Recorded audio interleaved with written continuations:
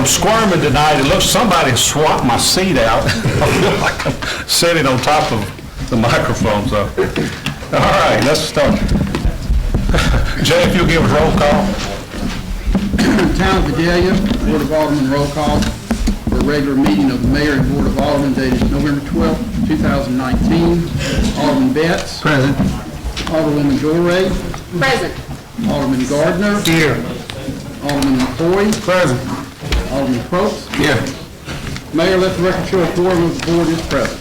Thank you very much. Okay, in front of you have the minutes from the previous meeting. Are there any questions on the meetings in the minutes?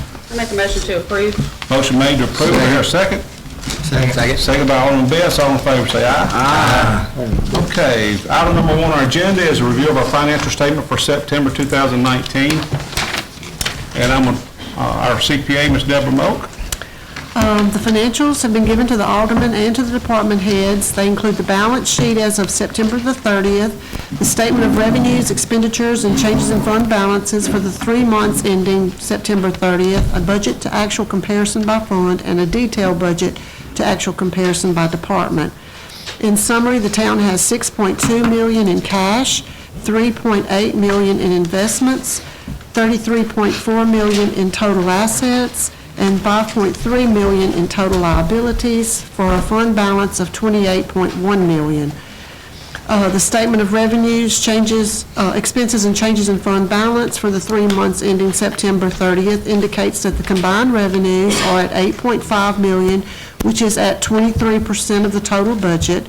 Total expenditures of $8.2 million at 23% of the total budget, and a change in net position of $285,000, which is 17% of the total budget.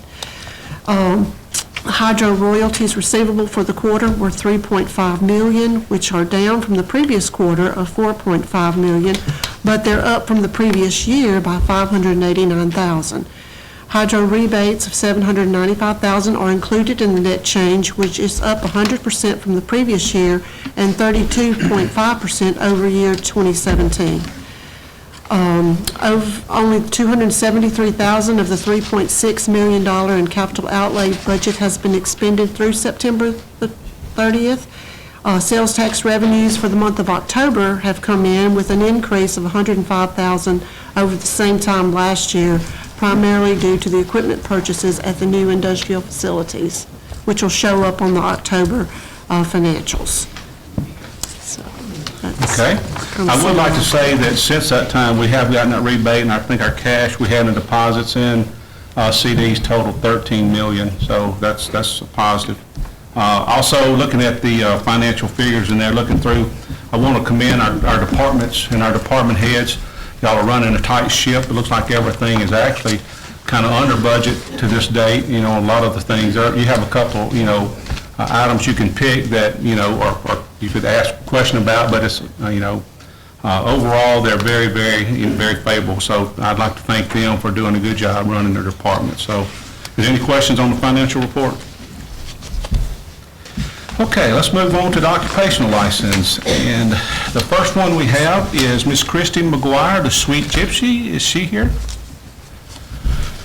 Okay, this is looks like a home-based clothing boutique, our online home clothing boutique. Is there any questions? And if not, I hear a motion. I make the motion. Motion made by Alderman Dory. Do I hear a second? Second by Alderman Gardner. All in favor say aye. Aye. Okay. The next one we have is Courtney Welch, and she has Holy Rollers, and this is a rolled ice cream shop, and I think Courtney's here tonight, and Courtney, you want to tell us a little bit about your business? I've heard nothing but good things about this ice cream. I know that. So what we are going to do is, I don't know if anyone has had rolled ice cream before, but the nearest place is a couple hours away, so that's good news for us. But you just take this liquid and it freezes it and you roll it. And it's amazing. That's about as much as I can describe it. But we're going to have other treats as well. I do cheesecakes. We'll have that there, but our main focus is going to be the rolled ice cream. And we chose the Holy Roller name. We're youth pastors in this town, so we felt like that was pretty fitting for the business. So we hope for it to be nothing but Christian-based. From the time you walk in to the time you leave, we want a faith-based experience for not only kids, but for adults as well. Okay, good. Thank you for bringing your business to Vidalia. We really appreciate that. Has anybody got a question of Courtney? Pardon? Did I hear a question? Where is it gonna be? Okay, so it's gonna be 4010 Carter Street. It's gonna be in that same shopping center where Gold Bowl is at, where Sassy used to be. Okay. Okay. I make the motion to approve. Motion made by Alderman Dorey, second by Alderman Gardner. All in favor, say aye. Aye. Okay. There was also a sign. Yeah, the sign, the next thing we have is, which is item number 3 on our agenda, is the sign application for the same. And I think, isn't this a franchise? No. It's not a franchise? Okay. Because I see there's an existing sign, you've got this, or is that just as? It's a graphic. Oh, okay, okay. It looks like it's on another building right now, so I didn't know, but so is there any questions on that? I make the motion to approve. Okay, motion made by Alderman Dorey, do I hear a second? I second. Second by, I think Alderman Probst beat you to that one. All in favor, say aye. Aye. Okay. All right, first thing, number 4 on our agenda is the update on the upcoming street and sewer projects. Our sewer projects, as many of you know, one of the main ones that we want to start on first is down by the Johnny Mays, and those bids have all already been let, and they came in way cheaper than what we had originally budgeted, but there's going to be a change order or 2 in there, and those things have been opened, and the first meeting for the pre-construction meeting should be any day now, and that work should start any day. On the street, I do want to say this, I'm not happy with where we are on the streets. I wish we were already laying asphalt, but since this was dealing with seepage water damage on a lot of the streets, there were boring requirements that had to be done to see what was subsurface of the streets and how much would have to be engineered into the redesign and also the fixing of those streets where had the flood damage. We're also doing overlay on streets that aren't flood damage, so those streets are also involved. I have a list of those streets in case anybody has a question about them or want to see a list of them. We'll be glad to give them to you if you want those.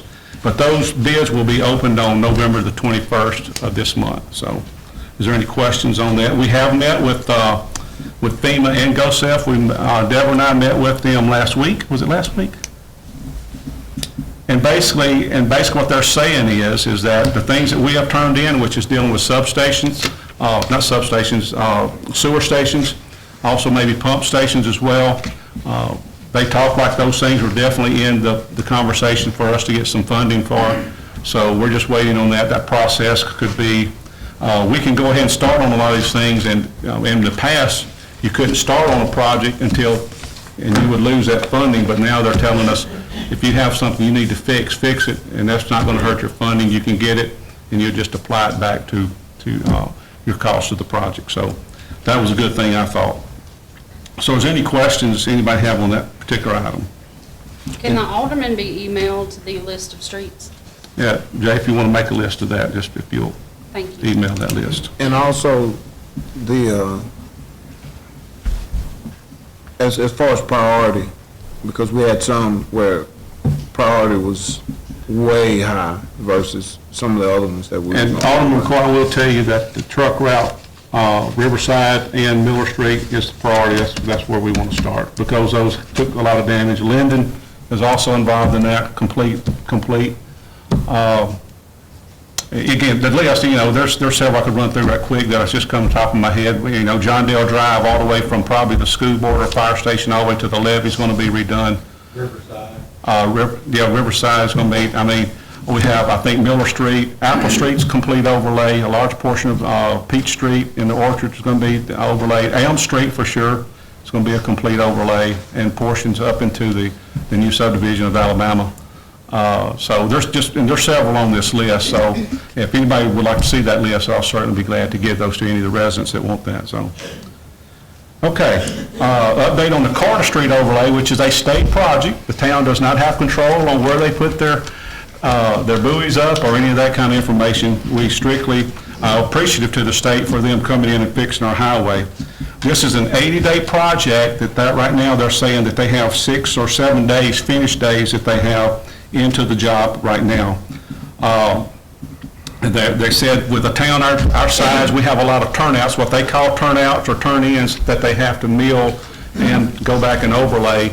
that there's a lot of things that's going to take a little time. And you won't see any work this week because it has to be 50 degrees or more for them to do the hot mix. And that goes for the stripping of the asphalt. One of the things that you'll see, if your question is, if you wonder why they're laying asphalt and then they're cutting it in sections, there's concrete under that overlay, and if you don't do that, they put an epoxy material in those cuts that so the expansion and the heat and cold won't bust the asphalt. So they're thinking this is going to be a greater fix for our area since it's on top of concrete. One of the things that I talked to the chamber today, had a good conversation with them. One of the things they are going to change, I know that when you pull up to a red light now and you're leaving one of our areas, you know, you have to wait sometimes for a red light. I've always thought there were things in the street that you had to do, and I'm guilty. I've been one of those guys backing up back and forth if nobody was behind me trying to get the light to change. But all this time, it's been cameras that are driving that. So there's a camera that's been monitoring that. But they did tell me that they are going to a street-censored red light that'll sense somebody on that. So now you can actually go back and forth maybe and change it. That was something I learned today, but anyway. The other thing, they hope to have this work completed by the second week of December. That's what their target date is, to have all the things done, striping and so forth. So anyway, any questions on that? Again, I have no, yes, Right there where you turn off of the highway between McDonald's and the sports grill, they left this huge Hump, I saw that today. Yeah, and it will just about take your car. Yeah, I saw that, You yeah, know, I agree with bottom you. out from under your car. So you have to go real slow. If there's any way they could kind of, That- just a little bit. That's one of those turnouts they're going to go in and actually mill and overlay that point. And also, we're looking at also, I think that's on the list too, for us to do an overlay, the rest of it on into Myrtle, because that is kind of bumpy through there at the post office. But yeah, I saw that today for sure. And it seemed like it just came up over the weekend. It hadn't been there. I just- saw them when they did it, and Okay. I thought, I ought to stop and tell them. Yeah. but I didn't. You talking about Camellia? No, when you turn off. At the post highway. office. Is that, no, that's Post office. Vidalia. It's Yes. where you turn off the highway. Yeah. At the post office, isn't it? It's right there. No, she's talking beside McDonald's, between McDonald's and Sportsman's Grill. I thought that was it. What is Is that, okay, from McDonald's, okay, maybe that's what it Yeah, is. and it's on the McDonald's side of it. Okay. But it is a huge map. Okay. Yeah. Okay, You what's can't up? see it till you go over. Okay, now, and now, we're going to move on to number 6 on the agenda, the update on the status of the utility rebate payments. We are, they're fixing to be printed probably tomorrow, all the checks to be rebated. The total right at $795,000, right at $800,000. And we are going to try to get them in the mail by Friday, so you would have them Saturday or Monday. We're going to try, but that's, if everything prints and everything goes right, and if not, they will go out Monday. So next week, by next week, I just want to let you know, those checks will be in the mail. We probably won't do a lot of advertising on that, strictly from a standpoint of safety, because, you know, a lot of times Christmas time, we're getting close to it, holiday time, people, you know it's coming, be watching your mailbox. So I think and just put that out there. So we don't want to go out there and say too much to put a whole lot of awareness, but that's just from a safety standpoint.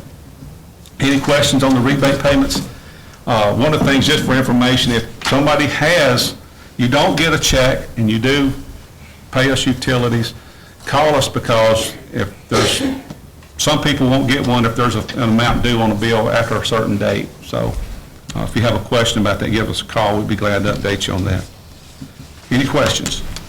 Okay, number 7 is the update on the proposed projects funded by the excess hydro royalty revenues. We had a couple of meetings and we had a lot of ideas, and we have got those documented. However, I feel like it would be more prudent for us to, before we set a list and start working toward that, to see what these bids come in on our streets, because we want to make sure our streets are taken care of, and we might hopefully can get, you know, the alderman and also you as well, to, if there's some streets that we can't get in on the amount of money that we've got budgeted, maybe we can make that part of a project and use those funds before we use something else. That's just a thought, and that's just something I'd like to see us do going forward before we use any of the excess hydro revenues. And then we'll address those things that the people wanted. And I'll be glad to take any questions on that or different ideas about it, so. Mayor, let me address something. Okay. And I heard you say it, but you didn't get specific on it. The issue about those sewer stations, and you know, we have a significant amount of problem in District 1 Absolutely. because there's only one trying to handle a lot of households. And the seepage water issue with it. Yes. Are we, is that in the grand plan? Yes, to upgrade absolutely. that? Yes, that is. Okay. That would be adding a lift station to the Azalea Street lift station that could handle the excess, you know, of the seepage water that's infiltrating the system, mainly around District 1 and 2. That's where the most seepage is coming in at. And I know that several residents down the area have experienced some sewage issues because it does, even if it's, we got a high river and you have a big rain, they do have a situation, and it's something that we certainly want to try to fix. And that's, we've got funds that we've got into to GOSEF and to FEMA for. And by the way, FEMA gives this money, it's administered through GOSEF, which is the government, the state of Louisiana has to administer it. If the FEMA won't administer it, that's why it's a dual agency type deal, that FEMA gives the money, but GOSEF is the one who actually administers it and has to sign off on it as well. But that's something we're pushing for, and also included in that is a pumping station that would help alleviate the residents around the slough area on the north, on District 2. But, yeah.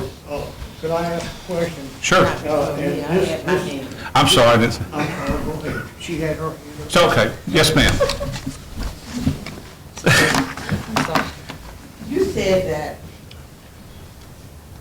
you would like to, before we get into getting our, using our excess hydro royalty revenue, you would like to see how much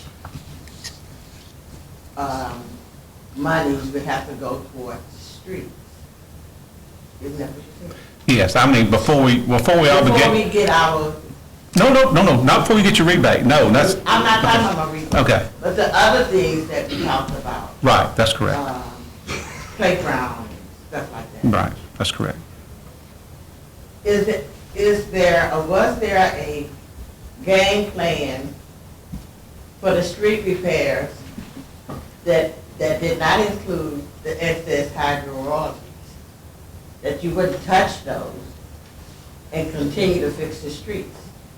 Well- Or was the game plan is that we couldn't cover all the expenses of the street to use the hydro royalties? All I'm saying is I would like to see what those bids come into, Cassandra, so what we can do is, there's I think it's around 1.1 million, Deborah, right now in the monies available for projects.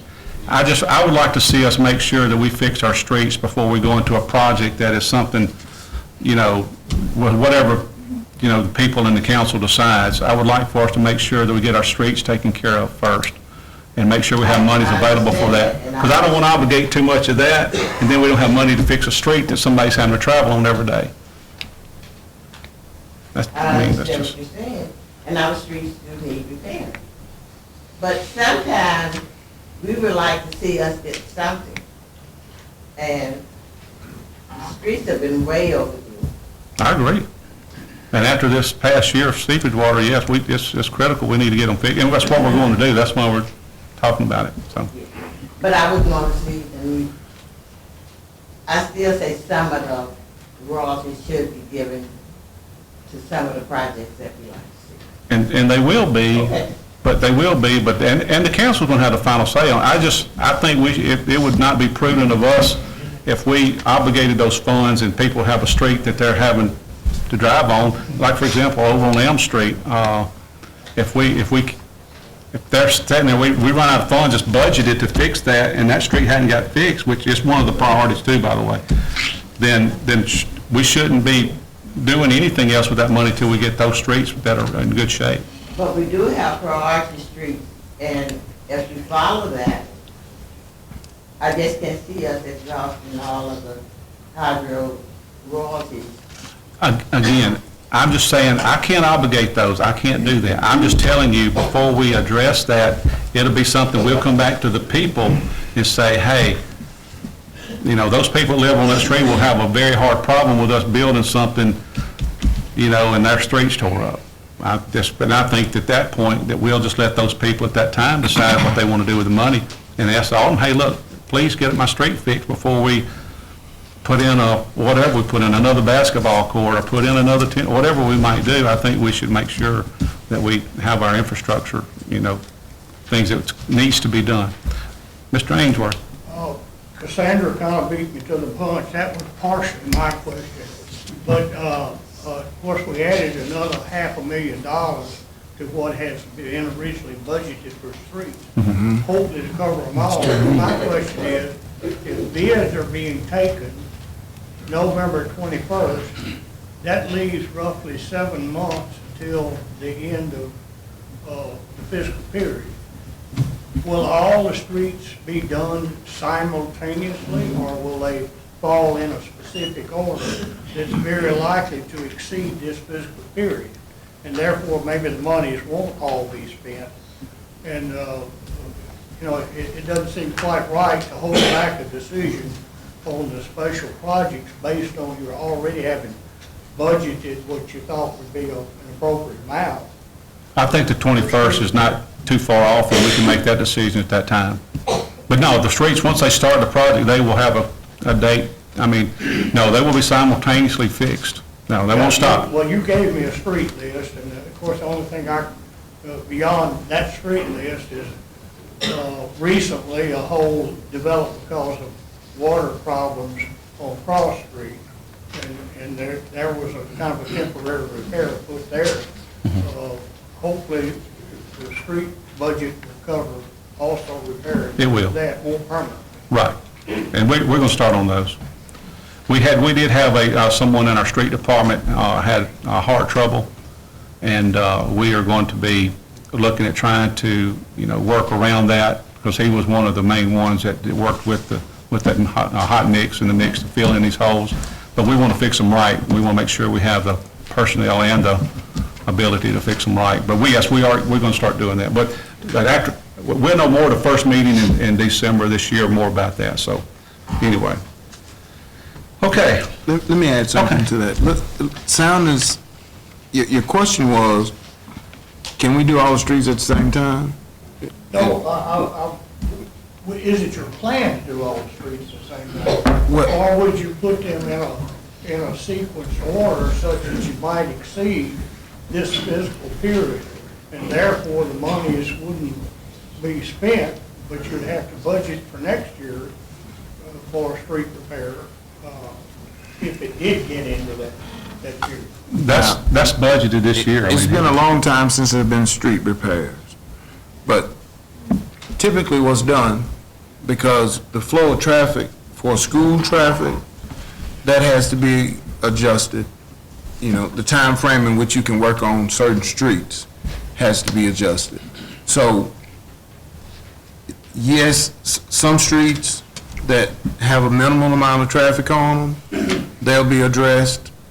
Like, I live on a truck route. That's what it's called. It's my street that trucks come on, and I'm not real happy about that. But that has to be addressed. And it's way up on my list, because the street is actually crumbling. So while that street's being shut down to work on,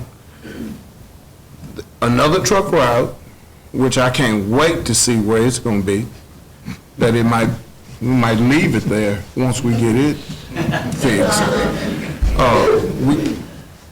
They'll work on that, and then there's an alternate route, so the flow of traffic won't stop. It's just a time of year, and no, it won't take up until July to do it. And I know since the last time it's been done, we have to be in a better space as far as the working and logistical part of that than since the last time I've seen it done here. Well, of course, my question is kind of related to the fact that I understand, maybe wrongly so, that the sinkhole in front of the upper elementary school on Concordia would not be addressed until school is out in May, which doesn't leave much left in the fiscal period to be paying. We're not to pay for it at all. That's not true, Ray.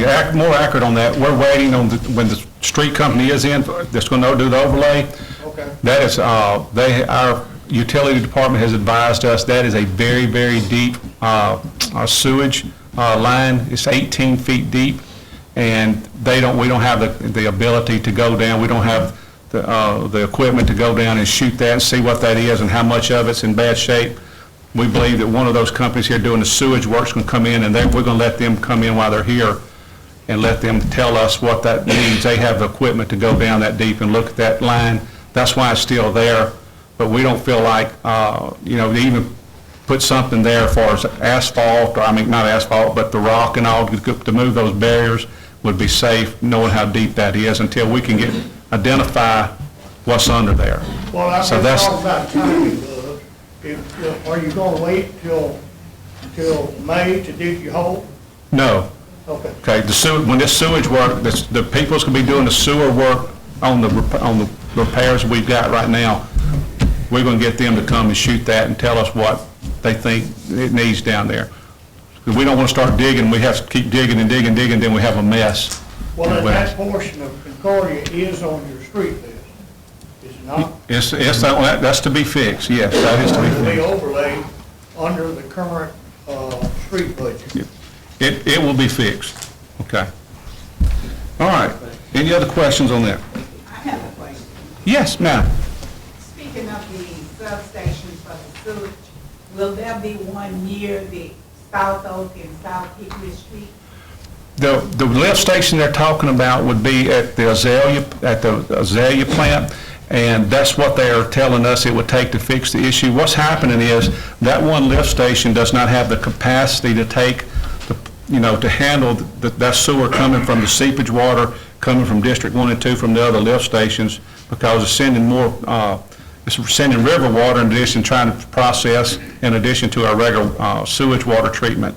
And so if we put another lift station there, it can handle the whole thing. We can increase the effluent line from that lift station at Azalea to pump it to our ponds, and then from our ponds, you'd have to put a lift station to increase our effluent lines to the Mississippi River. We have the capacity to treat it. We just don't have the lines going from the network of the lines and lift stations to handle the volume. And and that's one of the things that we've done is, worked very closely with our engineers and otherwise to say, hey, this will fix the problem, and they've got it, in the bid for, FEMA and GOSAP to give us funds to fix that and alleviate those We problems. get a heavy rain and you can barely stay now, huh? I believe, Odor is, I agree, hey, and we're trying to, and we're working on that, I promise you, okay. All right, number 8 is discussion of a need for short-term leasing of a pumper truck for Vidalia Fire Department. John, we had an accident, I think last week, was it last week? Last week, we had it was just between our trucks. We had one of our trucks actually bump into our ladder truck, caused a small amount of cosmetic damage to it, which we will be able to fix. But the other truck is going to require some repairs that was going to be put it out of commission.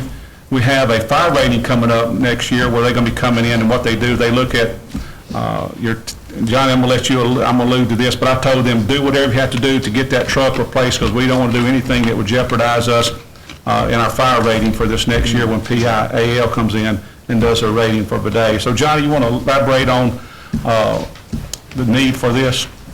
Yeah, like you said, we're having our rating system come in next year, and they can go back up to 2 years of all of our calls, all of our training, and things like that. What we have right now, all of our trucks that we use and the manpower we have, and the equipment on these trucks, has to go to every structure fire.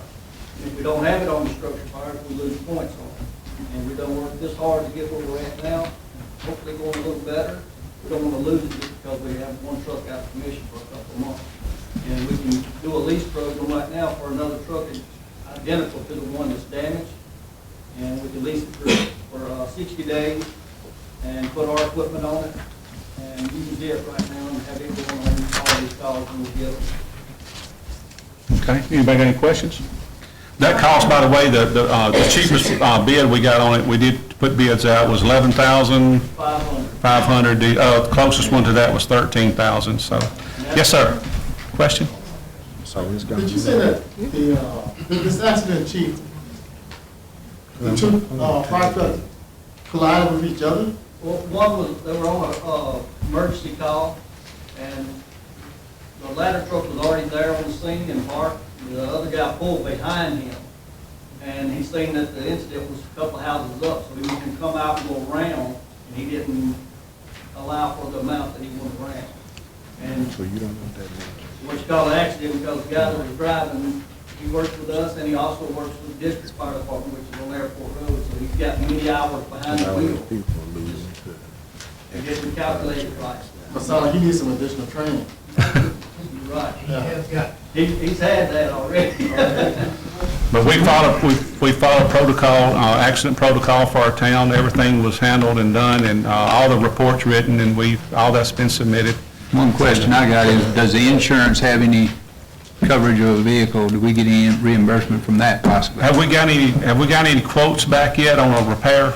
Johnny, we're waiting to get, We haven't got any quotes on the repair of that truck there yet. as soon as we get, because it's very specialized on those repairs on those fire trucks. I think you're dealing with, Most of the time, it's going to have to come from the manufacturer. They'll have to, because they're the ones that build it, their custom vehicle. My question was, is there any, a lot of time when you damage a vehicle, your insurance, which will cover that the replacement, is there any rental fees going to be paid back through insurance, is what I'm asking? we'll have to check with the insurance when we get those fees and what it's going to be and the final cost on it and all the It's estimates. not one on that, no. It's not? No. Okay. Can the current budget cover that $11,000 expenditure? Ray, it can, but I mean, I want, that's why I put it on the budget. It could absorb that, and I mean, but later on in the year, we usually wind up amending the budget.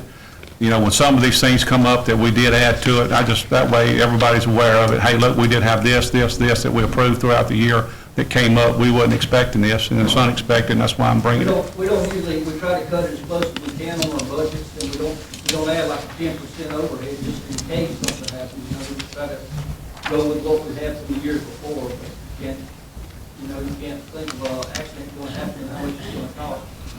You got to wait till that comes up, and you got to have your insurance cover you while you're there. Is it non-drivable? It is. It's completely non-drivable? The one fire truck that's out of commission right now, the axle actually shifted a little bit on the back end of it. So the leaf spring actually broke underneath the truck. So this was a severe impact. Well, it really wasn't, it was just, caught it right. there's so much weight on, it's 1,000 gallons of water in that truck, so something's got to give, you know what I'm saying? And it hit the tailboard of the ladder truck, and it's minimal damage to the ladder truck.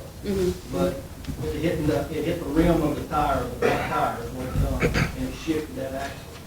Is this a truck that is leased or owned? It's owned. It is an We don't owned? have any leaks. Okay. And I think that, because it's an older model, it only had liability. Yes, that's correct. Anything over 10 years is not covered. Oh, so the discussion of insurance is Yeah, not applicable? that's, On that truck.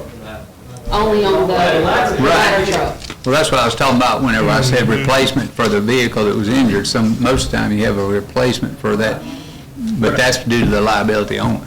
But you said you were checking into, There is another insurance company out, and the previous administration, the guy come in and he looked at all of our trucks, all of our equipment, done inventory on it, and the previous mayor didn't want to go with it.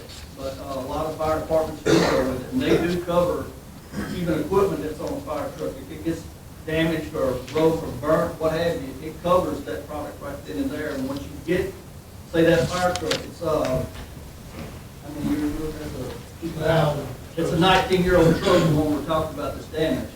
How many times In is, 19 years, this insurance that I'm talking about, it does not appreciate. Once you put it in there for that one price, however much it was worth, that price stays with that truck. As long as you have that insurance, it's unheard of. It's just done for fire departments. and in 19 years, have you had any other accidents? We've had a few little things, but it wasn't nothing that significant like this where insurance had to come involved. Okay. All right, any other questions? Do you have that, what you just said about the agreed value? You have that in writing? Can I see that, please? Sure. Okay. I don't have it with me right now, but I'm gonna get the guy to come down. Okay. Because he's come down one time before, and he walked through all of this before. Yes, sir. With, the O'Hare.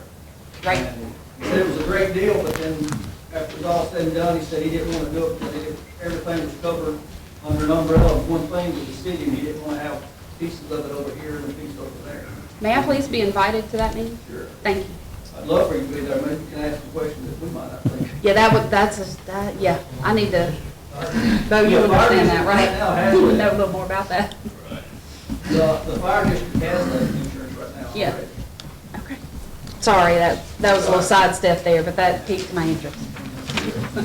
Okay, any other questions? We're going to move on to item number 9, board approval of a replacement hire for Vidalia Police Department. Samara M. Barber as a full-time dispatcher. Samara, I'm sorry, what'd I say? Samara, I'm sorry. Samara, if you're there, I'm sorry, I missed it. Yes. Okay, this is it's going to be a vote on this, and it's just going to, has anybody got a comment or ask question? If not, we'll go, if not, we'll go ahead. Any board discussion? She's already professionally trained, post-certified, and has been at Vidalia Police Department before. Okay. Does anybody want to make a motion to go ahead and accept this? Can I ask a quick question to the chief? I'm sorry. Sure, Can I do that, please? sure. Seems like every meeting, we're having a new hire, and it seems like a lot of it is turnover for dispatchers. My question is, what is the cost for outfitting a new employee, for training for a new employee? Because like I say, there seems to be a bit of a turnover there. This one left for more money, and the one we hire now, she's going to be no cost, she's already trained. Now, Okay. it is, that's a position where we gotta have somebody in that seat 24/7. Right. Pretty much every call in the city goes through that position. Mhm. So it's real important to have somebody there knowing what they're doing. Mhm. So if we hire somebody that don't know, we gotta spend some money to train them. Right. But, this one, we hired 2 in the last, year. So they hadn't been every meeting, just 2 of the last. Now, we have hired some part-time, Yes, sir. and I could probably use 10 more part-time just because we use it or lose it. But every time we have somebody take off, it's still gotta be somebody sitting there. Right. And in order to do that, I gotta take somebody off patrol or in the office and get them sitting there, and then they make overtime. Right. So it's real costly without having a full crew. And I can use 10 more part-time. Mhm. I got So, you. so anytime somebody comes up that's qualified, that needs a part-time dispatching job, I would, this qualified, and I don't have to spend no money on them, I would like to, get them in there. Understood. So right now, Chief, you bare bones with dispatchers. I've got 4. I'm full-time now. We have probably 2. How many? We have 3 in the department that can dispatch, other than the 4 that we got. So if we gotta use them, it's overtime.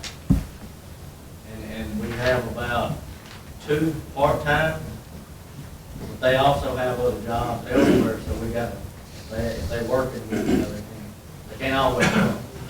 Okay. So this is your number 4, right? This is the one you're talking about? This makes 4. Right. How close are you gonna cut it with the use it or lose it coming to the end of the year with the dispatchers that you have? Well, you got a new hire now, so you can work her. Yeah, I believe we're still good. according to the budget, we're still on track.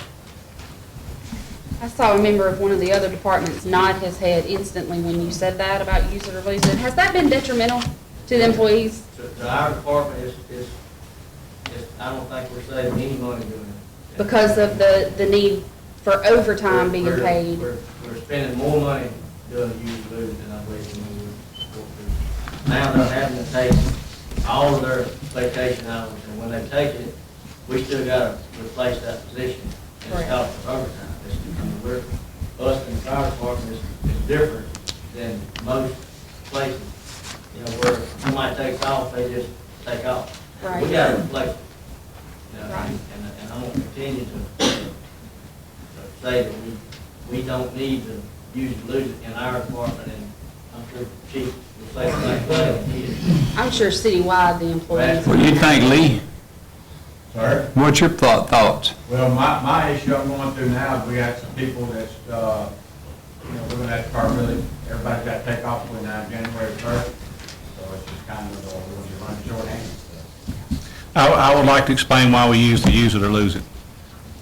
So this is for the public to know. And it is an inconvenience, but this is straightening up an issue and a practice that was done by the past administration that many people would not even take their vacation time, okay?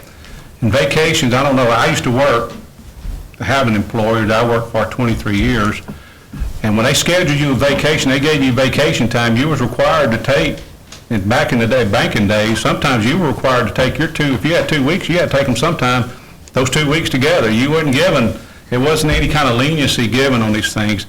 And it was a management deal that they could run the bank, because they knew when people were going to be out. You had to take it before a certain time, or before the first 6 months, and then take another vacation another 6 months. Now, I know people don't like to be dictated that, but in the private world, that's the way it works. Vacations are worked, and you schedule around your vacation time.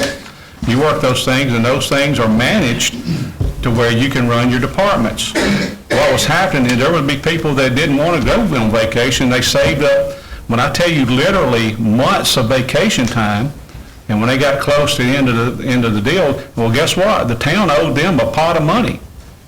And we was having to write checks for, $15,000, $20,000, $30,000 for unpaid vacation time that, that I feel like that when you get vacation time, that is a time for you to recharge yourself. You go take time with your family or whatever and get away from the job for whatever reason. A lot of times there's many reasons for people to take their vacation time. Number one, I'll just take the bank, for example. A lot of times they required us to take our time together, because if you were doing something you weren't supposed to be doing, sometimes it would show up in a week or two if you were gone. So it's not, and I'm not saying that, but look, I'm just saying this is a practice that we were doing that because if everybody's saving up their time, they should be managing their time and being able to run your department. It's sitting there, and it's a scheduling issue of people. But Lee, I know we've had problems in your department. The thing about it is people are using vacation time, sick time up. They have no time. Correct. Is that not right? That's true. It don't matter how much time or how you arrange it. They're going to use all this time up and still miss work, unpaid time.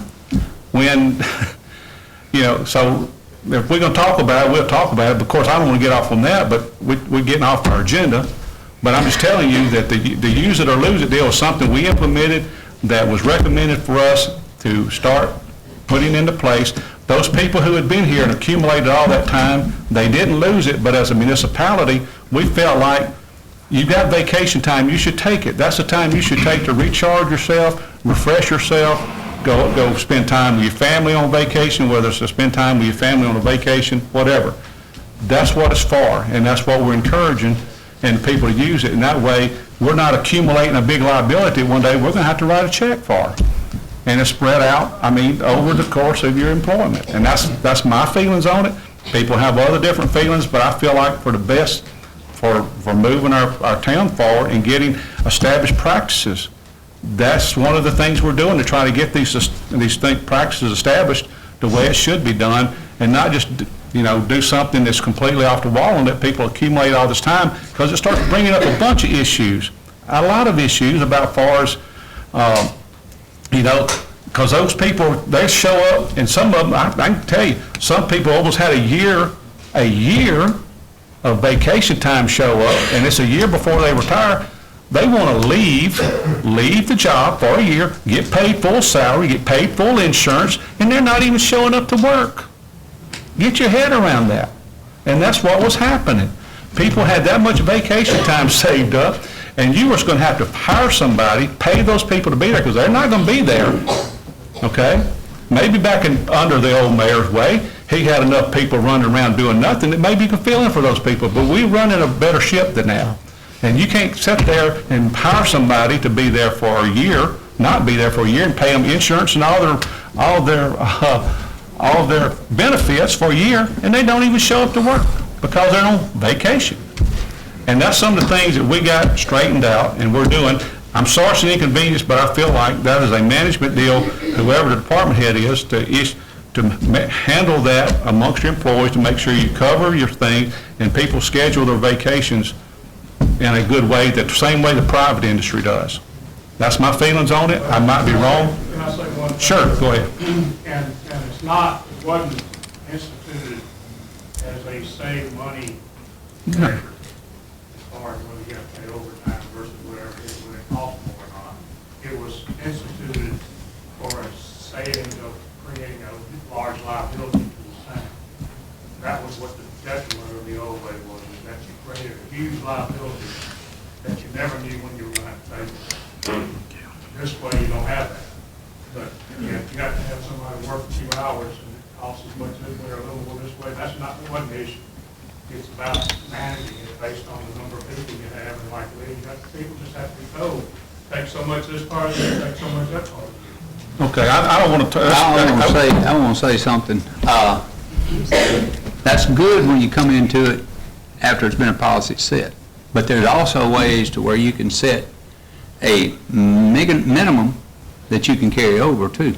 Now, that's where these people that are out there don't have to use everything, because some of them don't have anything, but they can carry a minimum. So I'm going to just say this. I'd like to come back to this. So since this is not on the agenda, I'd like to put it on the agenda to discuss this again. With all department heads here. Well, what I'd like to do, though, before we bring it back to a floor, we need to discuss it at length. I mean, and I'm... Because it's an ongoing thing I hear all the time from different departments, and I think we need to discuss it. And I'll be glad to discuss it. Well, let's move on. 'cause I'll we got- second the motion on the floor. Yeah, I made the motion. Yes, sir. I'll second it. Okay. Motion made, second by Alderman Gordon. All in favor, say aye. Okay. Robert, second, unanimous. Item number 10 on our agenda. All right, we have board discussion vote on a resolution making application to the State Bond Commission for consent and authority to issue not exceeding $7 million of electric utility revenue bonds of the town of Vidalia, state of Louisiana, and providing for other matters in connection therewith. Now, we're going to talk probably, but I'd like to first discuss what this is. And this is actually good news for our town. I feel like we're a growing town. We have two industries that are fixing to turn the light switch on. I see Paul John here with Siler tonight. I don't see is Derek here with Vidalia Denim, but they have loaded up the front building with machines there, and they're ready to start. They can actually make yarn now at Vidalia Denim, and that is fixing to crank up. And we have one substation in our town. And one of the things we do is we sell electricity. That's one thing the town of Vidalia does, is sell electricity. However, back in 2011, we have two transformers that runs our whole town, industrial and residential customers. In 2011, one of those transformers went down. And to get that repaired, and I'm going to let Jeremy talk to you a little bit. Jeremy Michael is the superintendent of our electric department. He's been with us a long time. He's very, very knowledgeable with that. We also have, and Kevin, raise your hand. Kevin Bim is the operating manager for LEPA, and that's Louisiana Energy Power Association, which we have a contract with. I want to say that Kevin is a super guy, a very smart person. He can tell you some stuff. I mean, he's very smart. But he's here also if anybody has any questions that's related to the substation and Vidalia and the power contract we have with them as we go forward. But he's also been involved with us getting the permission to be able to handle these loads from these industries, which is important. Now, I do want to say this substation is not just for industry. This is for the people of Vidalia and industry. It's for both. This substation, in the event something were to happen to one of these substations, the town could be run off of the other one. There's, and that's, I'm gonna let Jeremy tell you a little bit about the process and also the need for it. And Jeremy, if you would like to go in and just tell them that, because we had this discussion here recently, but, you know, now that you're here, I would like for you to go ahead and bring everybody up to speed on what we've talked about. Well, like you said, in 2011, we did have. Excuse me, Jeremy, my apologies. Could you please use the microphone? Sure. Thank you, I appreciate that. Yes, ma'am. Back in 2011, we did have a fault with the industrial transformer. It went down, and at that time, we was running the whole city on one transformer. We didn't have any redundancy. We couldn't do anything but pray that it would last. It took 1 year to get the rebuilt transformer back, and we got it back in service. It was almost 1 year to the date. And so at that time, we started looking at maybe this could be a problem. This one was 16 years old. The life expectancy normally is between 30 and 50 years for a transformer, a substation transformer. And this one was 16 years old and it failed. So that began the thought of, hey, we need to do something about this, maybe put in the process of looking at doing it. And as probably everybody in this room knows, we probably didn't have the money then, so it's been an ongoing process. So I'm just here to maybe shed a little light on the situation. If we continue growing like we've been growing, we will need more power. I can't tell you it'll be 2, 3, 4 years, but here's the thing I do know. It takes at least 1 year to get a transformer, a new transformer. Mr. Ray was looking on the internet, you can buy them. You can. I get emails all the time about a rebuilt transformer or whatever. There's good pros and cons with getting a rebuilt transformer. We use a lot of rebuilt stuff, but a lot of times we have problems with them, just like rebuilding an engine. If you don't know what you're doing, you get a limit. Just how it is. You get better warranty a lot of times, and you get a face-to-face contact, and you know who you're talking to. You get to ask them questions and all of that. You know what you're getting in a new one.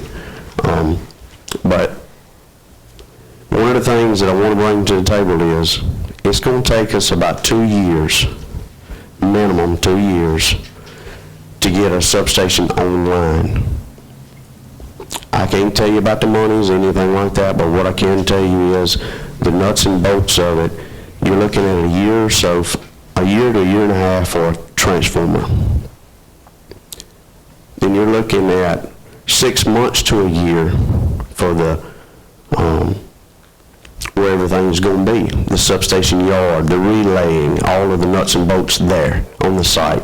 I'm not talking about any distribution. I'm strictly talking substation yard. That's it. That's what I'm talking about.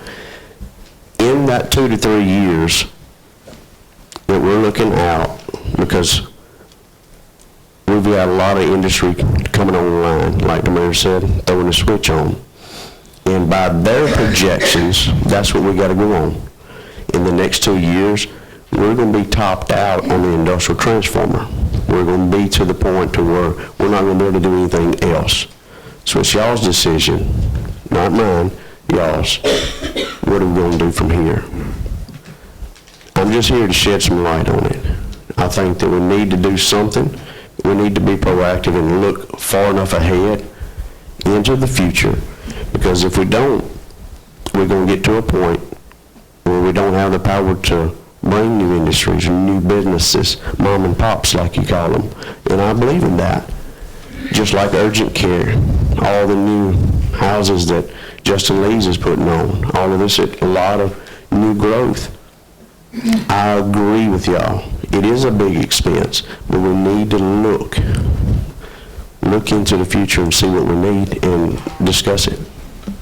Well, wouldn't you say, and now also, and I see a lot of the BASF workers here tonight, I see Paul's here, One of the things that is really important to industry, and also that I think Robert was with me at Denham, with all these machines, if they're up and going and you have any kind of power blips or something that's not a good sustainable energy, what does that do to the plant and how much power? And I'm going to ask, I see somebody, anybody works for BS want to say what happens if they have a power glitch? Gary, tell us what happens. I love commenting on this. Okay. Listen, I don't, how many business people in here were affected last night by the storm?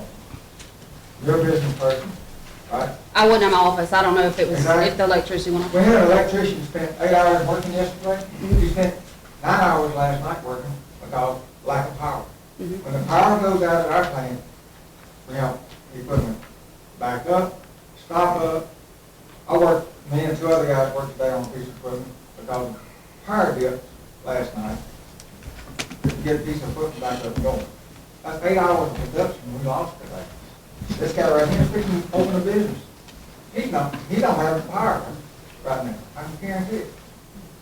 You can set your clock in July and August at 5:15, we're gonna have a power dip. You know why? You turn your air conditioner up. We lose power. We have power dip. We have equipment back up, everything. We need this substation. Bad. Thank you, Gary. I'm gonna say something real quick to what you're saying. I think we need to separate this into 2 conversations. The need for electricity and the need for a loan. These are 2 separate conversations because we need electricity. Do we need the loan? Those are 2 different talks. I agree, absolutely 100%, we need to provide power. We need to provide power to BASF, we need to provide power to Syra, we need to provide power to Shelter Insurance, and we need to provide power to Miss Cassandra, because nobody wants that phone call. That is one issue. The issue that we're here to talk about is, yes, we have a need, the need has been pinpointed, we know we have a problem. Do we need a loan to get there? So I know that everybody's geared up to talk about, we have to have electricity. Yep. I don't think there's anybody in this room that's going to argue that point. You're agreeing that we need it? Yes, sir. Right? All right, so let's everybody agree that we need it, then we'll find out what they pay. Well, Did it generate any money itself? Yes. And how does that work? I mean, so the way that I understood it from the talks that I had was we make a $7 million investment and we could get possibly up to a $2 million return on investment in doing so. Annually. Annually. I wouldn't play those odds though. Not on the backs of somebody else. If I'm paying my own money, I'm not paying those. I'm not. The town invests $7 million on a possible $2 million return of investment. Yearly or? Yearly. 3.5 years, you pay yourself back. Paid yourself back. That's all profit after that? And assuming that we don't need anything else. Again, here's the issue. Here's the issue that we've got. I didn't hear what you said. That's a pretty good return on that. Listen, here's the issue that we've got on it. Mayor schedules a meeting, says, we gotta have this. We were not presented with any options. I am sure that when he goes before the bond commission, like when I tried to purchase a piece of property to build a business, I had to go to the bank and say, this is what I want to do. Mayor was a banker. I had to have a plan in place, architect drawings, every cost that it was. And I am certain that that has to be provided to the bond commission. The issue that I have with this is, why has that not been provided to the Board of Aldermen? Industrial company, Yes, sir. on their projection of growth over the years. Yes, sir. And we made the applications with both Entergy and MISO to determine if they had the capacity on the transmission lines outside of the town to be able to bring the power to Vidalia. Right. Never saw hide nor hair of it. Can I make a, Sure.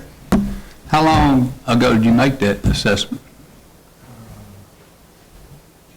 A year, 18 months. How come we just found out about it? 2 years ago, 2 years. How come we found out about it Friday and I met on Monday, wanted to have a meeting on Monday? That's my question. I would like to And that's not a say, question that you can answer. I know, but not a that's my question. Because it's so important, but yet we've still not had a meeting till tonight. It's so important. That's all I got to say. I would like to say, Alderman Probst, did we not meet with you 2 or 3 weeks ago and discuss this in full with you? 2 or 3 weeks ago, you met with me on Friday. This past Friday? No, on Friday before you scheduled a meeting on Monday. So how many weeks ago was that? 2 or 3 weeks ago. Okay. So what about it? I'm just How come saying. you hadn't scheduled another meeting then? Because it was so important, because Robert wasn't here? No, because we didn't know Alderman Gardner's travel itinerary. That's why we set up a meeting. According to Robert, he told you.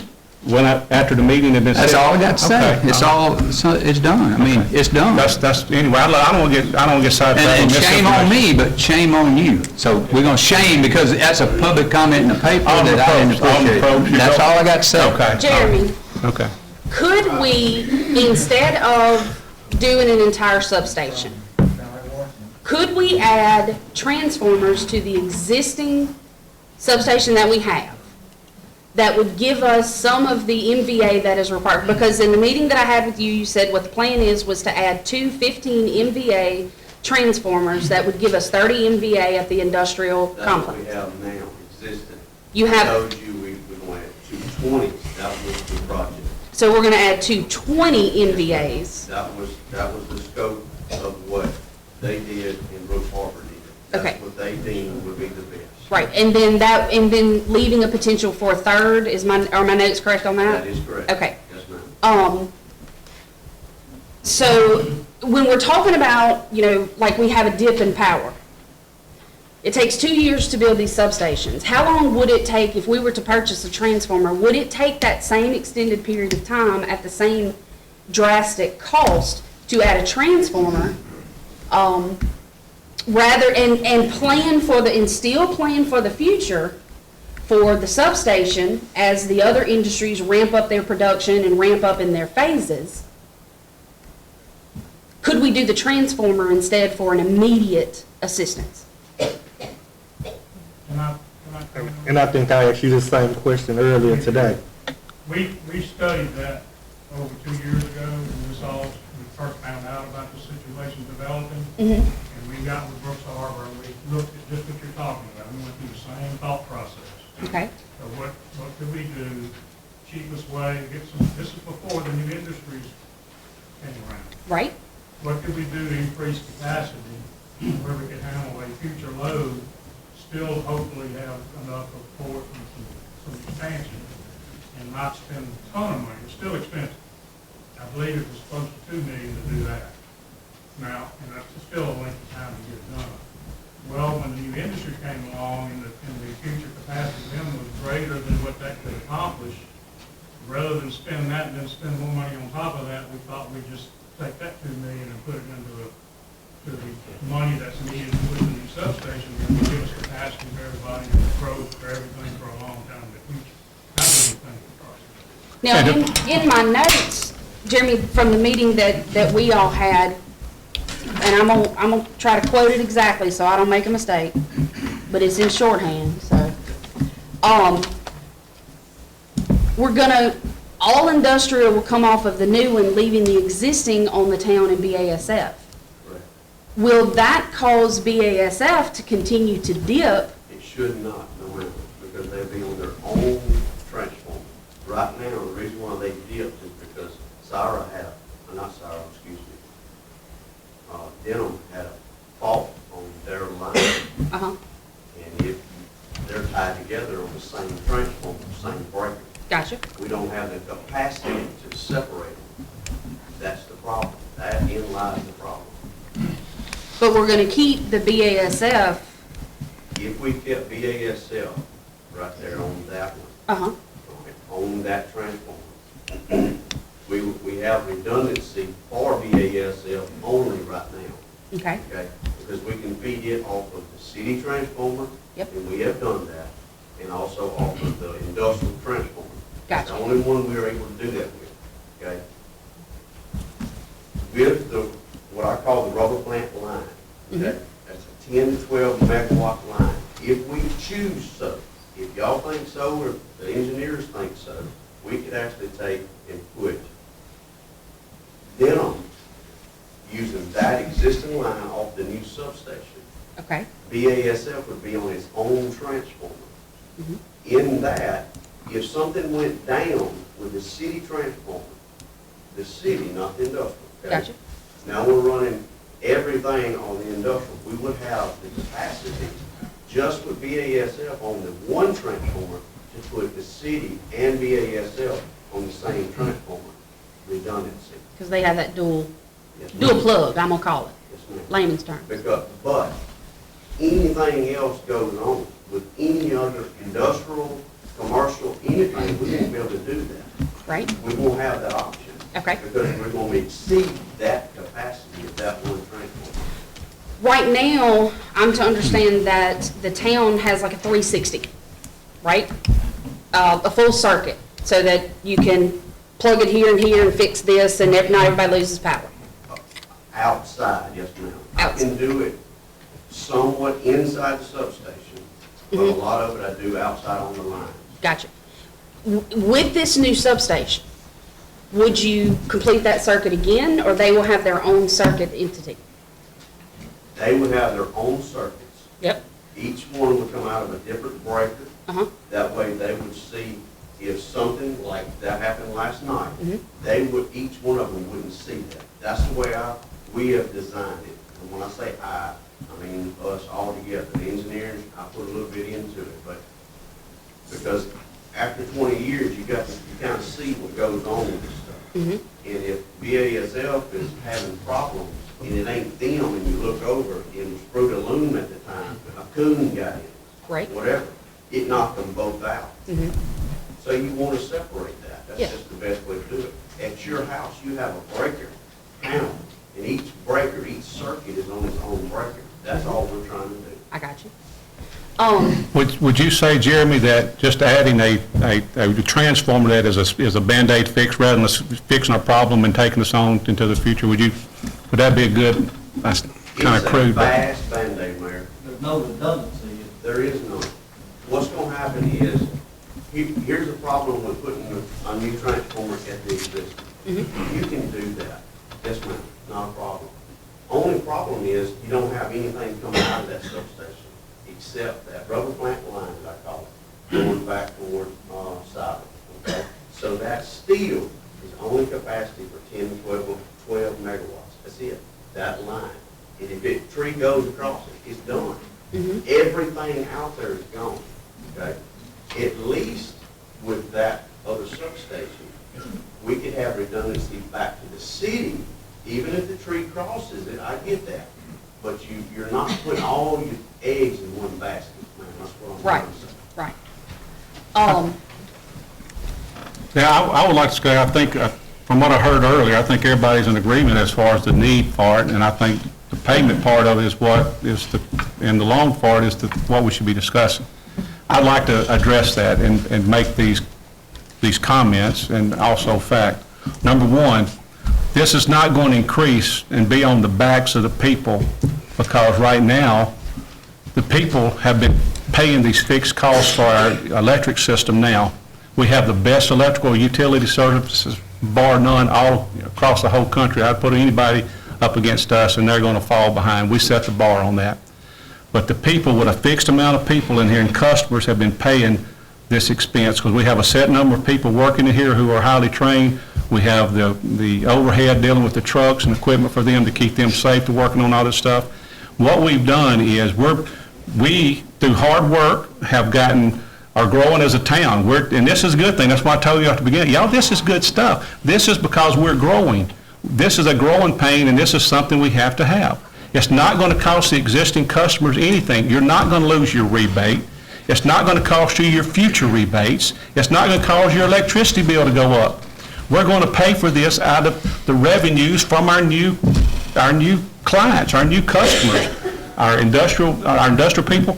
And let's just say that they don't even make it. Let's just say, and they're going to make it. And I promise you, you walk in these plants, just take the time to go to them. And you walk through those things and see that.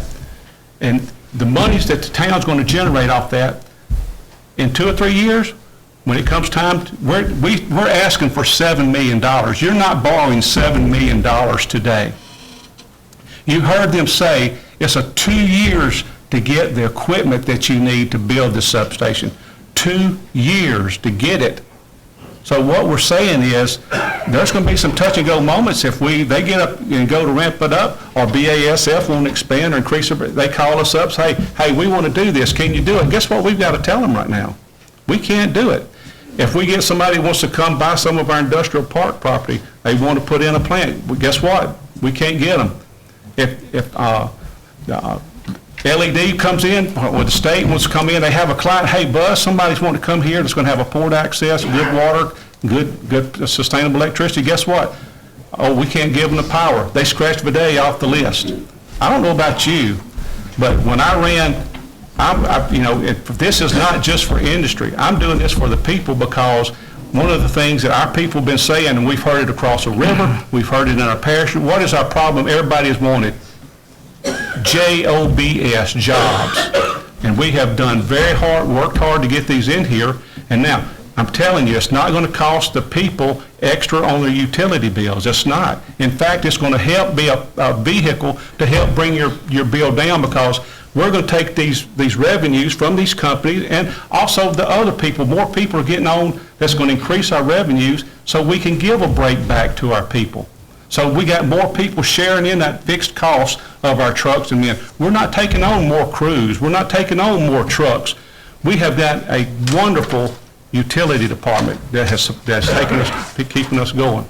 And the money it's a line of credit for us. We don't know how much, we're trying to get the information, whoever's going to construct this equipment, hey, how much do you need for a deposit?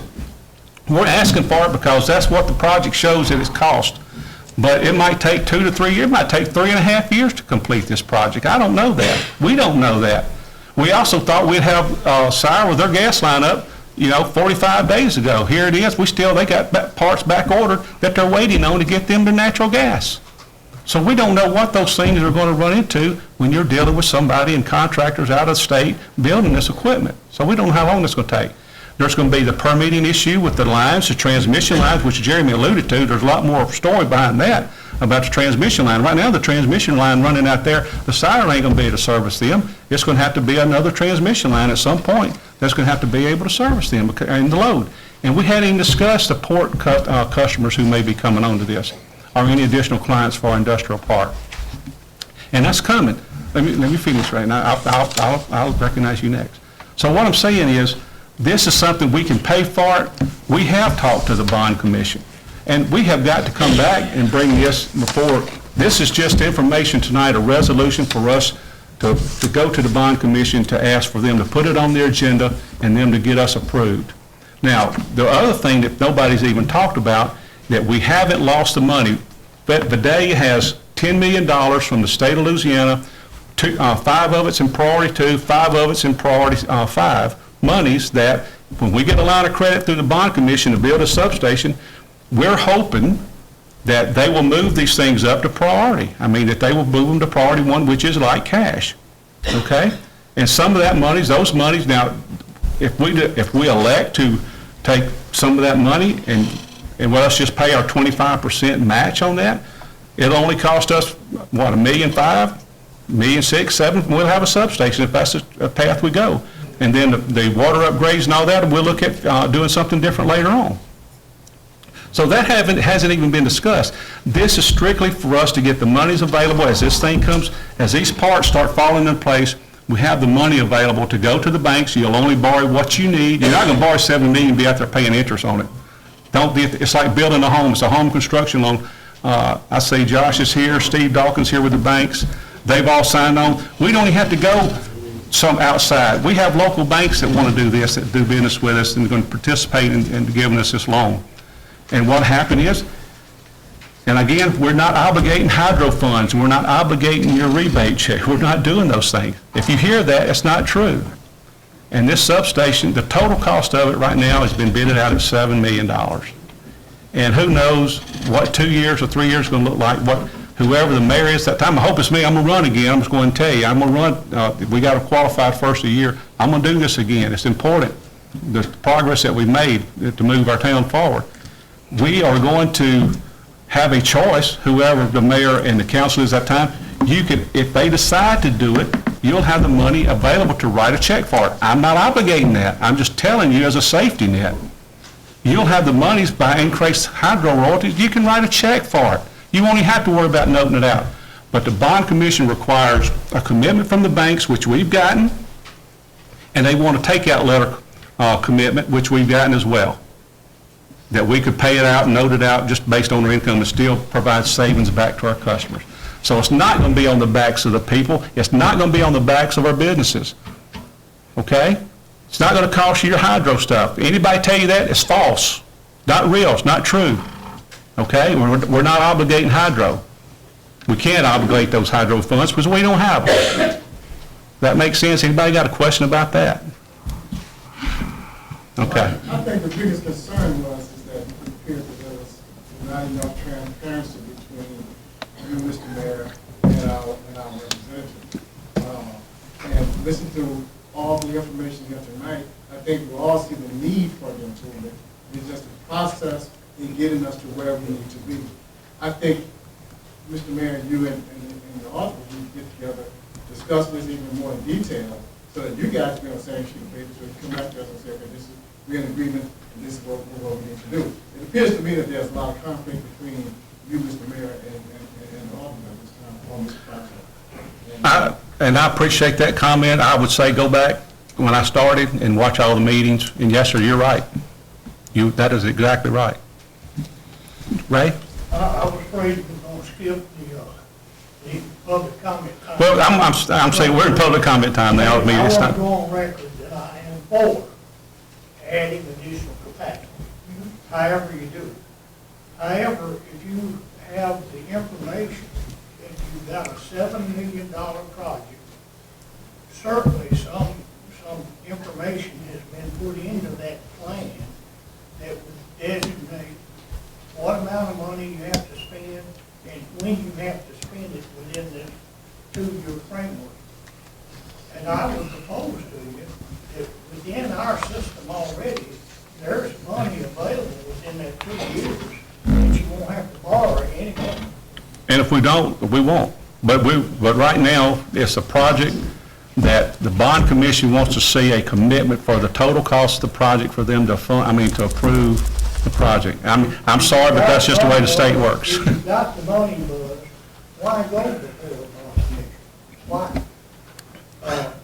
We have a surplus this year's budget for $2.3 million that's posted on the website. We had a surplus last year. It's very likely we'll have a surplus next year. We will have what's been said to be a $2 million increase in income should we get this accomplished for utility services. We have a number of designated areas where more millions can be attained, and I've got a list here of over $10 million that can be attained today without going before the bond commission, within our budget and without borrowing money. This administration came into being because the year before, the previous administration wanted to borrow $7 million. And there was a real uproar about that. What's changed that we now need to borrow $7 million? I can tell you exactly, and Ray, to compare this to the square on Carter, shame on you. That was a speculative land. I'll let you talk. I'll let you talk. That was a speculative land deal. A $7 million. The town was broke, and this man was obligating our town to $7 million. Let me finish. Don't. The 7 million. Let me. Ray. I let you talk. I didn't interrupt you. I said that was a speculative land deal. That was $7 million that you was going to buy land and have no way to generate income. This is building a substation you're going to make money with, that will pay for itself, and that we will, and look, true enough, if somebody's going to build a house, very few, unless somebody has got plenty of money, most people go to the house and get a loan from the bank. But we're doing it this way because right now the state, there's funds out there that if you spend your own monies, you're not going to get these funds that they have got earmarked for you. If you go and spend your own money, they're not going to give you that money back. That's why there's that $10 million. The only thing we have to do is meet that match, 25% of it. So if you go and pay for it out of your pocket as you go, guess what? You're eating away at that money they would pay you on that. Is that not how the state capital outlay works? Heather, correct me if I'm wrong. Is that? Hold on, Why is it necessary to get these grants? Vidalia, the town of Vidalia, is so prosperous with what was going in. You've said it many times, how rosy our future is. And you've said many times, we've got money for a certain project or whatever. Why is it that we now don't have money for this, that would require us to You got a board. a long-term debt you can be able to on the discuss. town of $7 million? That's $150,000 per man. Let me go ahead and make a point of order. Okay, thank you, but I mean, that man, woman, child won't have to pay for this. Thank you, Ray, for your comments. You can go. Sabrina, was you going to have a question? yes, sir, I'd like for you to clarify that. You may have opened my eyes to something. Are you saying that we need to go before the bond commission to get a loan in order to receive the $10 million grants? Is that what this is, like, peel back all the layers? Do we have to show a need for the state funding before they will grant us the state funding? No, I think what he was saying, correct me if I'm wrong, is that if the town goes and, so the funding gets the line of credit through the bond commission, so if the $10 million is in the House Bill 2, so in the capital outlay bill, they have to take those priorities and get a line of credit through the bond commission. So if we go ahead and spend all of the money on the project, they're not going to reimburse us for what we've already spent. Then we no longer have the need for the grant because what we put the application in for the grant has been satisfied. Is that, am I understanding correctly? Well, the project application included utility improvements across the board.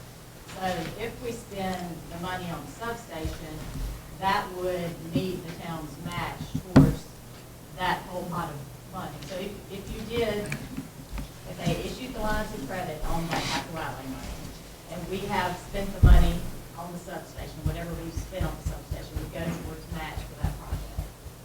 Then whatever we don't spend on substation can go towards the water plant upgrade, the sewer plant upgrade, completing the broadband. So those are the other three projects in addition to the substation that were included in that application. All right, so bear with me. One more again. I thought I heard, and I could be wrong, happens a lot, just ask Bubba. I thought I heard the mayor say, we need to go before the bond commission to get this monies so that they can move the grants to more urgent priority. Is my understanding correct, yes or no? Well, basically, to get it moved to priority one, if you don't have a line of credit funding from the State Bond Commission, it won't be available for moving up. That's two different issues before the bond commission. So this loan has to go before the bond commission for approval for the town to borrow money. The grant is a separate agenda item for the bond commission to issue the line of credit for the grant. They're two different. One has nothing to do with the other. Correct. Okay, thank you for clarifying that. Bob, you had a question. I understand Sabrina's thought process, and probably Tommy too. They don't want to borrow the money. But why would you go in and go before the bond commission and get that line of credit done? If you don't need the money, you don't need it, but at least you got that to fall back on if you need it. Right. You understand what I'm saying? I mean, I call Stephen all the time. I said, Stephen, can I have $100,000 if I need it? He said, no, or yes. But I mean, I ain't gonna go spend $100,000 if he ain't gonna back me up. But I'll say this, like Heather said, whatever we put towards that project, even if we spend our own money, is part of payment back to the 25%, correct? So why would we go for $7 million? Why couldn't we go for $5 million? I mean, it's still a fallback. Why would you not go for a less amount and you still? get all you can get and then pay what you can pay. Thank you. That's a possibility, I'm just saying, but that's another thought process. Pay what you can pay, and then, if you don't borrow it, you don't borrow it. But that's another thought If you don't process. borrow it, you don't borrow it. I hope we don't. Well, I'll say this, and it's not gonna go over well. The last time we agreed to get a line of credit, there were draws made off of that line of credit that did not come before the board, and we didn't find out about it until it's time to repay it. That's my concern. The board has not been presented with a plan. The board has not been presented with the financial details that are necessary to make a decision of this magnitude. The board does not have a schedule Why of. don't we just go to the house and say we ain't gonna do it, and Mr. Sire over there, he can go to the house and.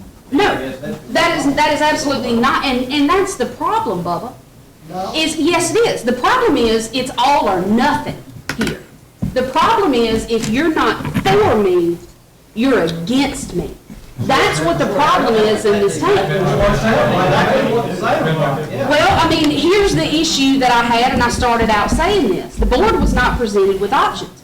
I was pulled into a meeting on October the 14th, and I sat and listened. I didn't say a whole lot because I wanted to retain. I took notes, shorthand, quoted everything that was said, took it home and thought about it. It's the first time we ever heard about it. Y'all have been working on this for 2 years. And at the time, we were given about a week to make a $7 million decision. 3 days. I No matter don't what you take that said. lightly. Why don't we just go ahead and borrow it? Pardon? You could have voted no for it at the meeting, when you showed up. Well, had I shown up, the mayor would have been I think there's a tiebreaker. quorum And the and a- problem that I have with that is I don't believe that the mayor should have the right to vote on whether or not he gets a loan. I find an issue with that. But Sabrina, aren't we at a point now to where everybody realizes that we need this? Yes. Okay, so now step 2 is all we gotta do is figure out how to pay for it. Exactly my point at the beginning. So it sounds like we've got a solution for that. When did I say I was against what? We didn't have a meeting here with it. Last meeting was in October, right, Mr. President? October. And you just said 3 days. This is November. No, there was a special call meeting without one of our aldermen here. 3 days ago. No, 2 or 3 weeks ago. How long were you gone on the cruise, Robert? You got to understand, this was a special call meeting about this particular matter. That's what I'm talking about. Council. Right. Electrical stuff, gas, water is terrible in this, we get a water plant there. But again, Don't you wait so bad. I don't have a problem with coming to any meeting, but I also respect my fellow alderman who said he would like to be at this meeting, and it was not rescheduled, although our mayor had a wedding he had to go to, and we said, okay, Mayor, no problem, let's reschedule the meeting. Not petty, that's not petty, that's not petty. Council. That's not petty. That is requested by I'm not arguing with that. Andy, I'm not arguing with that. We can move forward. We could have scheduled that meeting that Monday when he came back, but we didn't. Well, first of all, I'd like to say this since my name Say it is again, involved. Bubba. I'd like to get council. Yes, ma'am. I think. Give the law. Yes, ma'am. I think we need to get back to business. There you go. I need to make a point of order. We did, and Go ahead, Robert, speak your piece. back to business. Okay, let council make sure that he reflect Alderman Gardner has floor, that the please. minutes I'm gonna start reflect gathering, let's let one person that this is speak. the public comment section. Wait. We need to make sure that the minutes reflect that this is the public comment section. Yeah, this is the part, this is the public. We didn't have to call this in, and only on the ordinance do we have to actually call a, But since it's written, let's make sure that the minutes reflect that this is the public comment Okay. section. good point. Alderman Gardner. I just want to thank the alderman. Yes, I was on a scheduled paid for vacation. Unfortunately, I apologize for the absence because it was already a year out of hand. But I do know that this is a very important matter, and I do agree that every aspect of everyone who lives in Vidalia should be a part to know what's going on within our community and our city. So yes, I did want to be aware of everything. So I applaud y'all for whatever to transpire. But I appreciate that, and I would do it for you as well, because I feel like you and everybody in here needs to be informed about every in-depth detail that goes on throughout the city.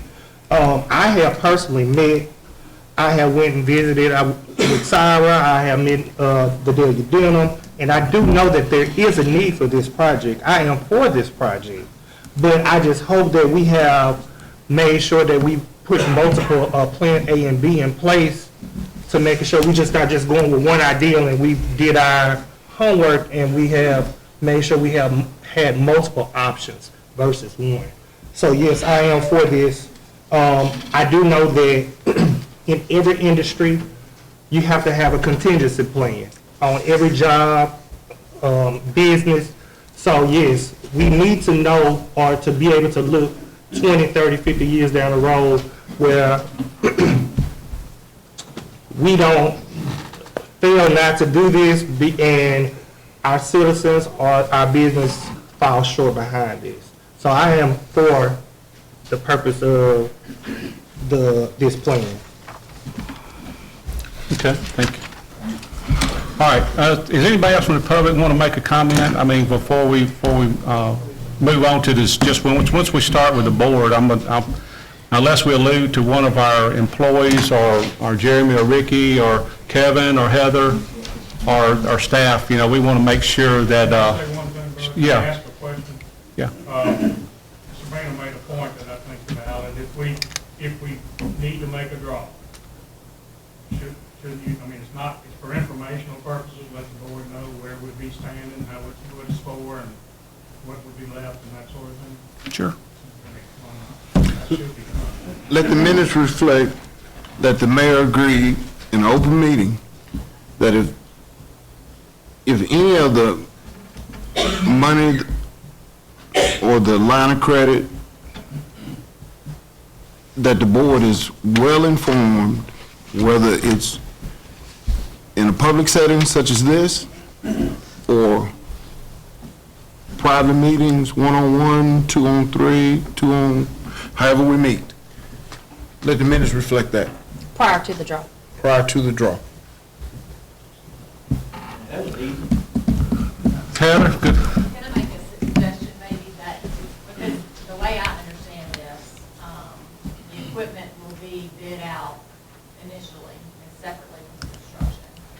So once the bids come back and you see what the bids come back as and whomever wins those, bid awards, and you have a budget for that, allow the draw to be made for that bid package. And then, once we get to, once 2 years down the road or however long it takes, we get to construction mode, we have to bid that out, and all this has to come before the board anyway, but bid that out. If we have the state grant money by then and don't need it, y'all make that decision, use the state money. Good point, Y'all Heather. have it, then say, okay, we allow That's you cool. to make That's the draw good. on construction. That's good. That's good. That's good stuff right Do we there. know how much of the deposit needs to be put down in order to start the equipment? No. Now, and we've asked that question to our engineers, and we've not received a response yet from the manufacturers that could potentially make the equipment. So when we go before the bond commission and we say we'd like to get $7 million, do we not have to provide them where that figure comes from? So I believe. They've got it in their packets. That's it. Right. It's in your Okay? packet. And is the cost of that deposit cost I didn't find it in there. Is it in there? I think It was in our, it's showing 2 million, just equipment-wise, but we don't know, because only what we need to do to start, I'm not sure, I'm not going to be far, they're going to come in with a bid price to build the equipment.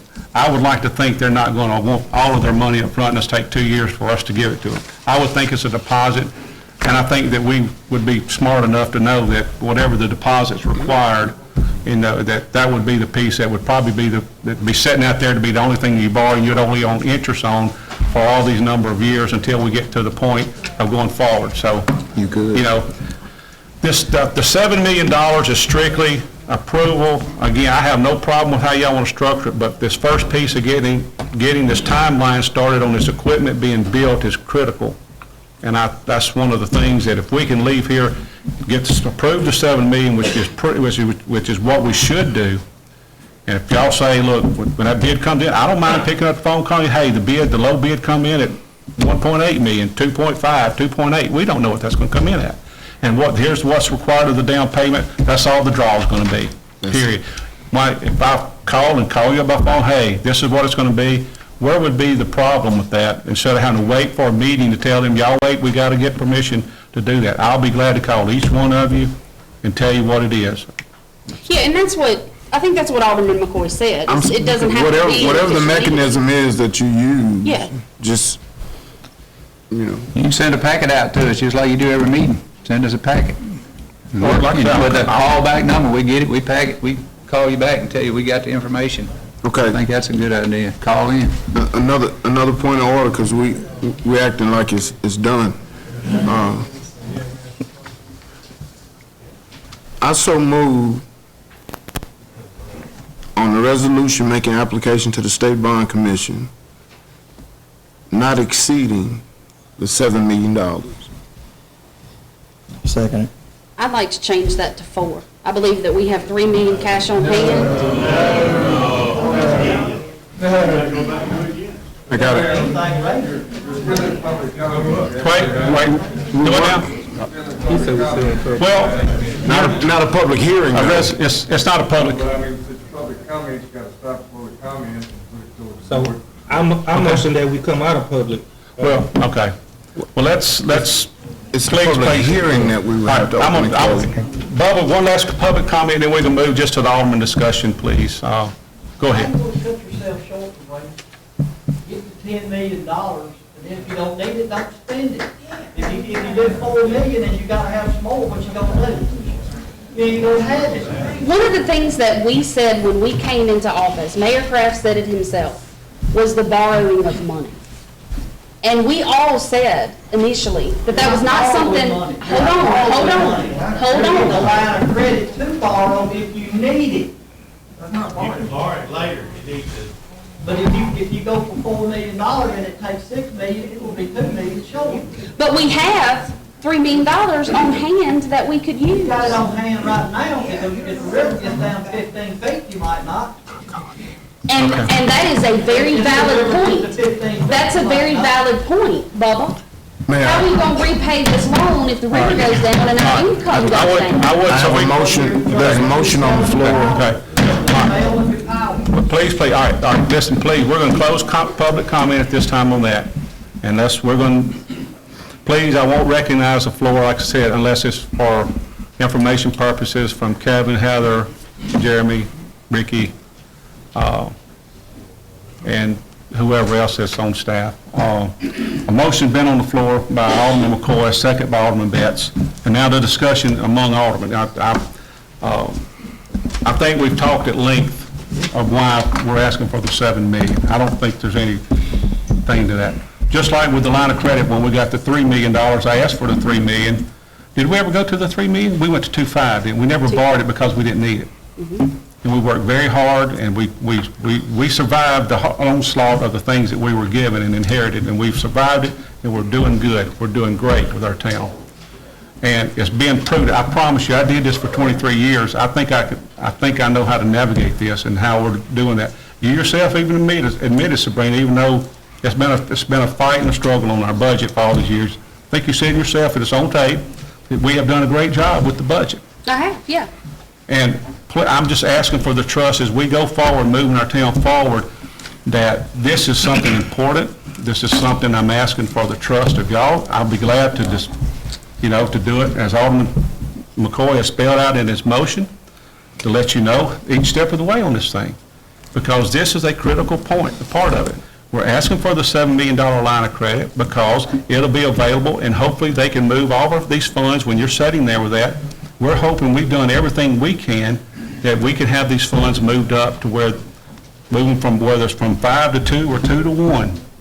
We're hoping that those monies are available for us to get those things. And I just feel like for us to ask for anything short of that, I've done told you, I'm coming to y'all to tell you, as these things come available, what we want to spend and what we're going to need.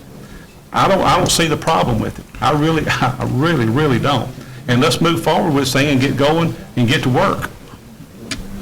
One other question. This is a question I asked Heather, was there in the meeting, was, so we don't get that power station built by the time that Syra goes online and they need that extra power, and we can't still, in 2 years, they get on to their project, phase one completed, and move on to the next one. I don't know how long it's going to be. And I asked the question, what happens then if we're not up there and we move to a alternative source? Did you ever find the answer to that question? I did talk to some folks with Entergy and Clico, and I don't, if they make investments to provide power to these customers, they're not going to return those customers back to us. No. But I think if there's the potential, they have, if it's a temporary situation, Right. you know, and we're under construction or whatever, and we need temporary power and they have capacity, they would work with us on Well, that was, you remember that question I asked you about whether we could, if they could still, if we're not there, that's 2 years out, maybe 2.5 years out. They need that power. They're at that point in their production. So you're saying we could get, now you're saying we will be able to get them back. a temporary. That's what I'm saying. They have capacity at their existing facilities, and it's a temporary solution. They feel like there's something that we can. And we put forth the effort to start the project. Okay. Is that much like when we had to get some electricity from what I call the Dodge Store substation?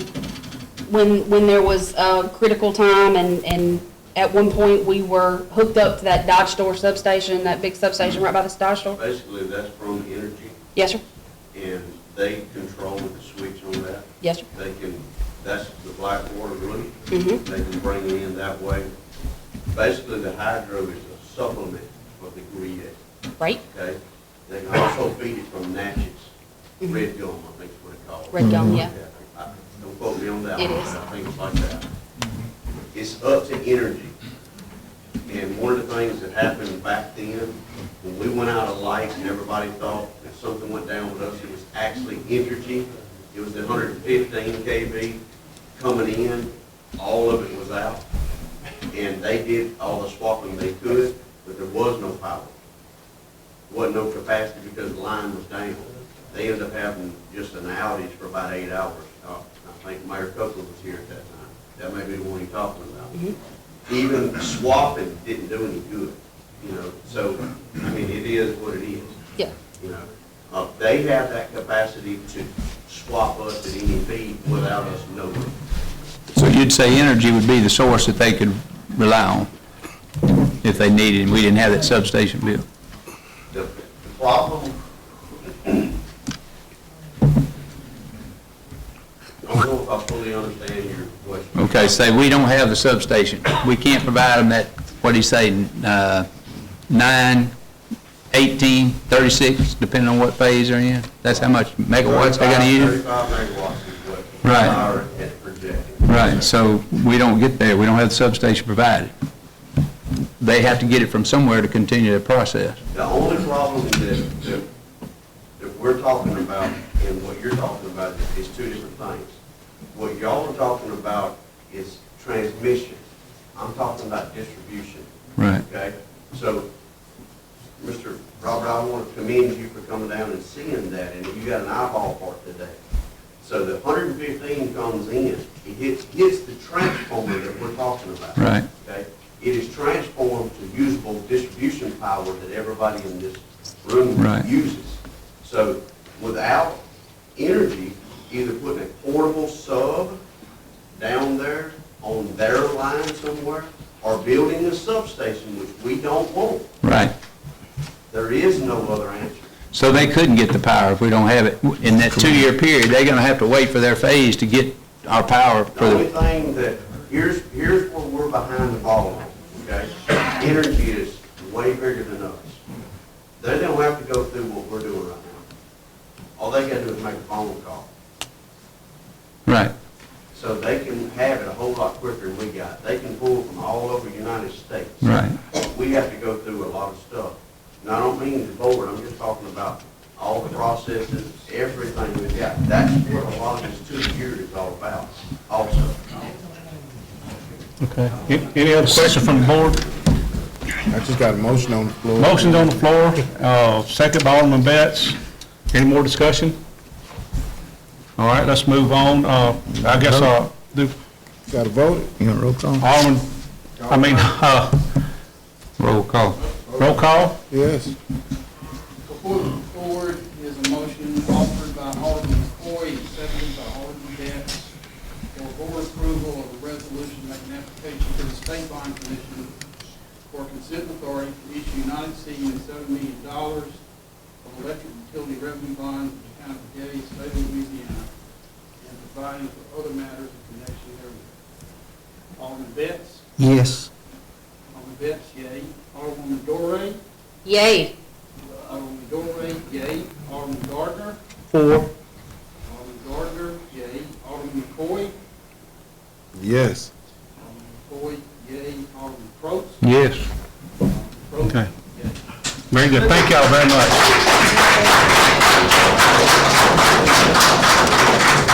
I want to thank the board for their vote, because I think tonight was a special night for our town. I really do. Because we have a bright future. We really do. And that's what I think we do. Okay, let's move on. Now, we're going to go into a public hearing.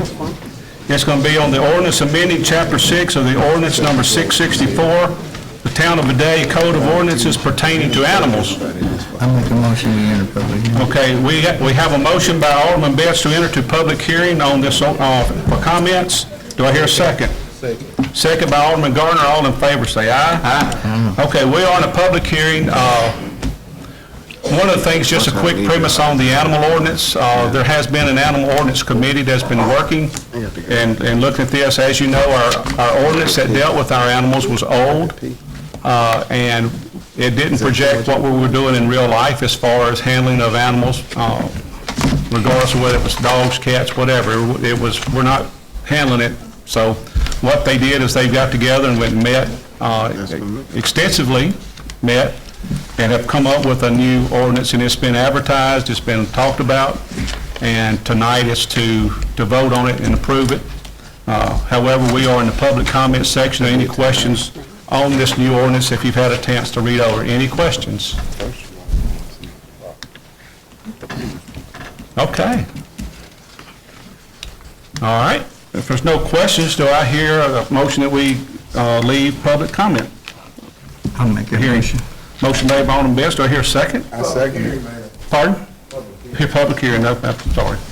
I second it. Second by Alderman McCoy. All in favor say aye. Aye. Okay, we're now in the board discussion vote on an ordinance amending chapter. You're going too fast. Motion by who? Second. McCoy. Thank you. Okay. You with us, council? Yes. All right. We're going to item number 12 on our agenda is the board discussion and vote on an ordinance amending Chapter 6 of the ordinance number 664, Town of Vidalia Code of Ordinances pertaining to animals. Is there any discussion amongst board? Well, I'll just say that I didn't know it was a limitation on how many dogs you had in your house and how many cats. I think 5 is supposed to be the max. So if you got more than 5 cats or dogs, you out of compliance. I just, I didn't even know we got that in place.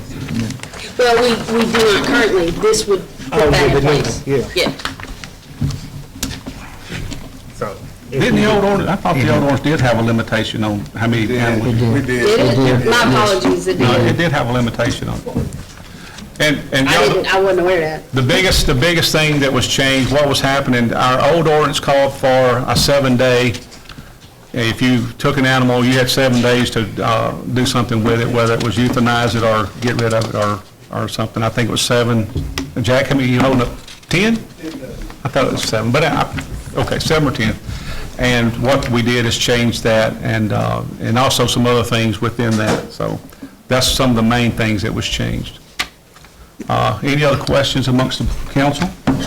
I've got a thing. One of the last things it prohibited, basically all animals of barnyard nature. chickens, pigeons, or one of this. Then it says anybody that wants a variance to this ordinance, go to the Board of Adjustments.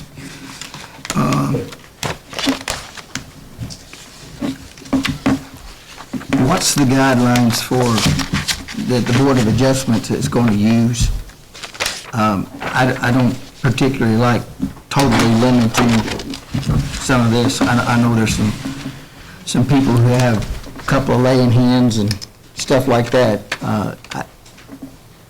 I don't know, I hate that totally is prohibited, but what is the Board of Adjustments going to use in making a variance on something that is totally prohibited by the board? Kind of like they do with, manufactured homes. Yeah.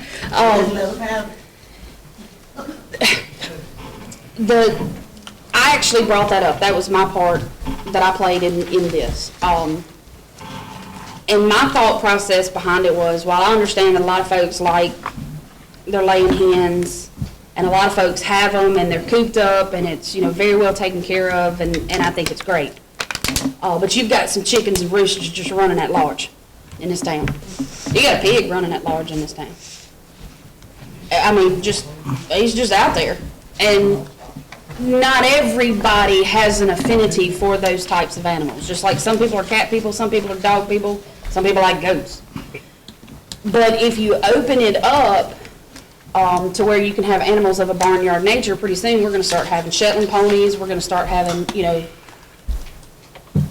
petting zoos in the backyard. And I think the way that the city does it, because they're actually prohibited now, but I think the way the city does it, as long as none of the neighbors complain about it, and it's not causing an issue with any of the surrounding neighbors that could possibly be affected by it, the city doesn't do anything about it. And I think that would be kind of the same process. There again, my question is, It's an ordinance. I know it's an ordinance. I mean, that's what I mean. I know what I'm saying, but If I may,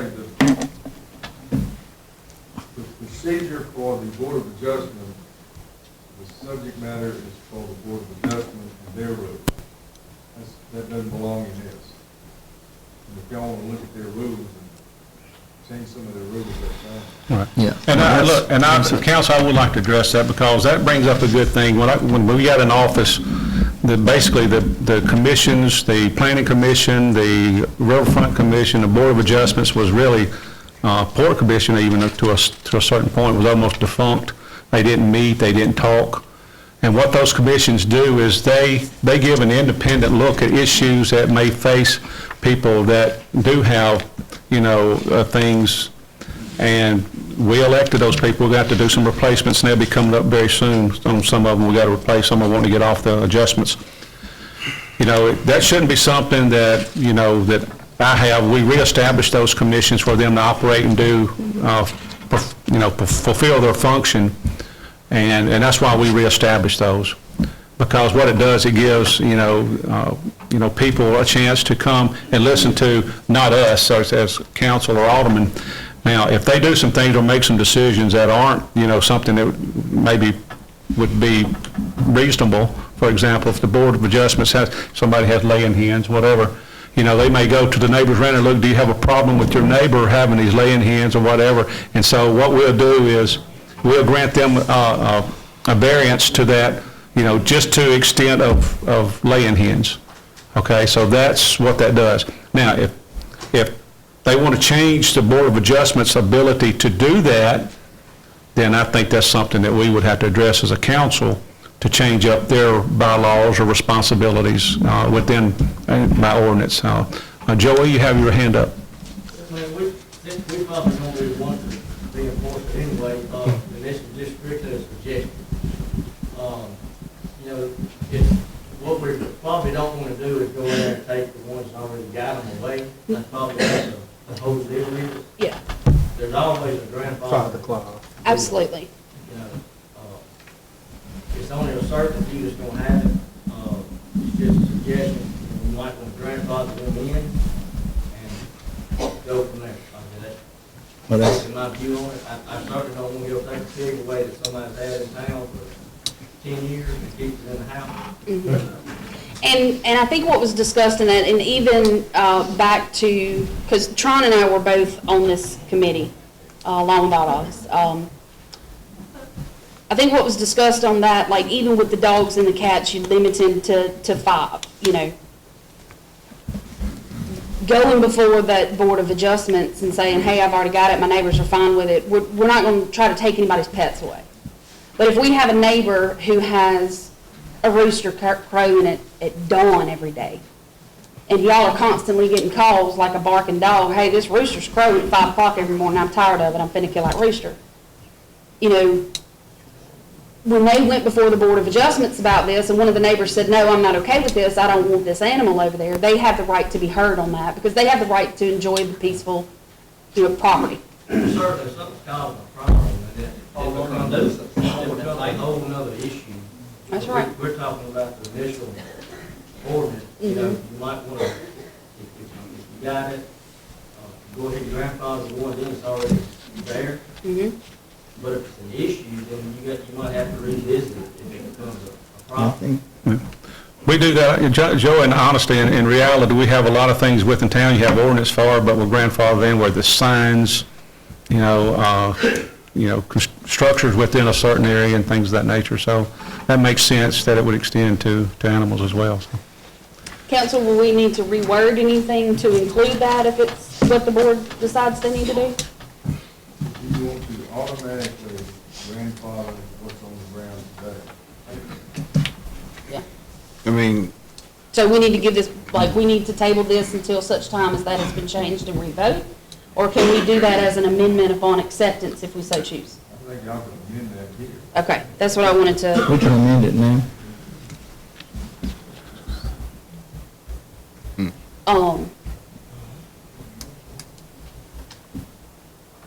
Dee Dee, how many dogs you got down there?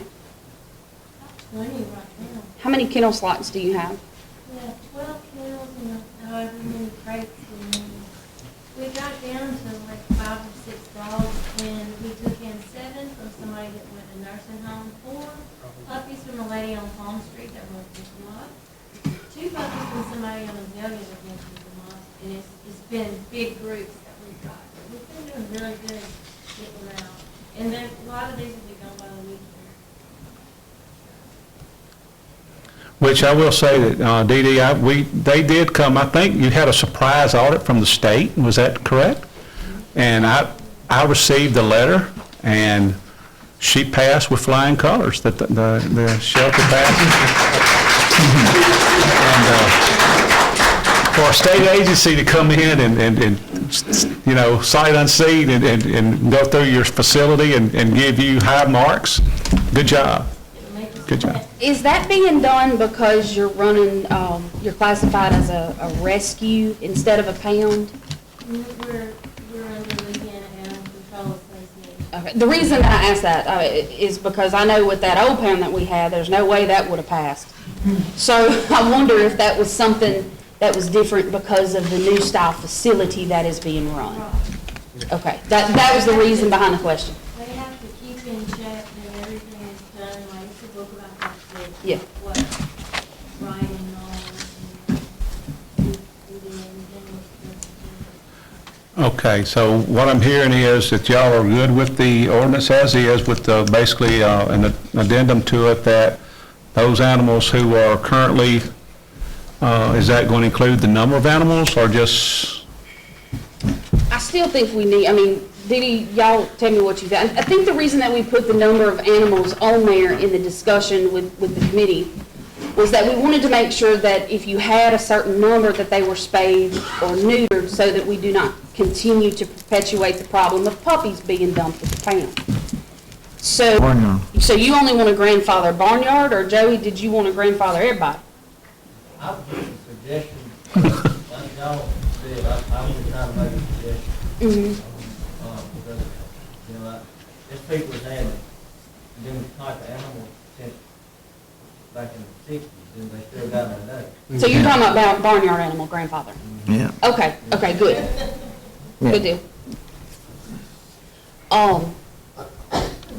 Let's table it until we can clean it Are we up. still discussing, or what are we doing? No. I guess we're still discussing. I want to ask, Alderman Probst has a question. I just wondered about the 8-month period. How did we come across, y'all were on the committee, Dee Dee on the period, how did we come up with 8 months? Well, we're unusual. We treat every dog we have for heartworms, and it's 2 injections, it's 30 days of antibiotics, and then you have to keep them still for 30 days. It's a little process in there. Dr. Gregg was on the board, and Dr. Gregg came up with the 8 months. That's a little more probably than we need, but we should have them out of there as quick as possible. But you've got to put a limit somewhere. You can't keep it all forever. And tell them it's because the 8 months, they can't vet an animal that's got testing positive for heartworms. Is that correct? We can't transport them to Transport. other states if they're heartworm positive. And we're in Louisiana, about 90% of what we get is heartworm. What percentage of your dogs do you actually keep for that 8-month period? What percentage? Yeah. Very few. We had a problem in the first 2 years because we didn't have access to the heartworm treatment. You know, we didn't want to kill the dog. But now we have access through transport and through Dr. Gregg, so there's no reason to have a dog a long, long time. Because you are putting the heartworms on them now, you can transport them if you show that, is that what you're saying? Yes. Okay. Yes, sir, and we can treat them also through transport. We pay them. Right. They'll treat them, and they're on their list to transport, and then they go. Okay. Okay. Any more questions? I mean, y'all resolved the issue of the change?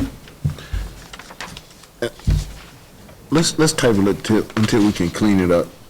Because it's a whole lot of little funny pieces that people, do y'all want to table this until you can clean it up, or go ahead and vote on it now?